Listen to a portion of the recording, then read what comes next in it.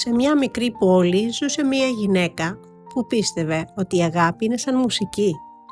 Όχι κάτι μαγικό που συμβαίνει, αλλά κάτι που μαθαίνεται όπως μαθαίνεις να παίζεις πιάνο.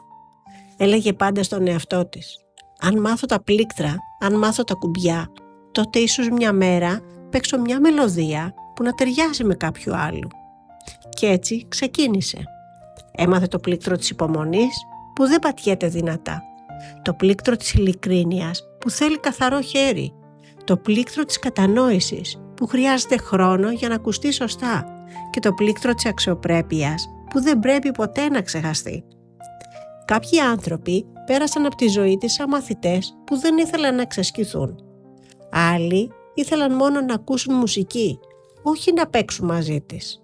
Και εκείνη κατάλαβε ότι δεν φταίει το πιάνο της, απλώς δεν ήταν όλοι έτοιμοι για ντουέτα.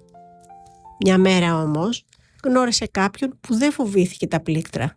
Κάθισε δίπλα της, άγγιξε το πιάνο με σεβασμό και της είπε: «Δεν ξέρω όλα τα κομμάτια, αλλά θέλω να μάθω μαζί σου».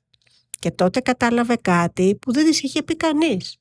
Η αγάπη δεν είναι να βρεις κάποιον που ξέρει ήδη τη μουσική. Είναι να βρεις κάποιον που θέλει να μάθει το ίδιο τραγούδι με σένα.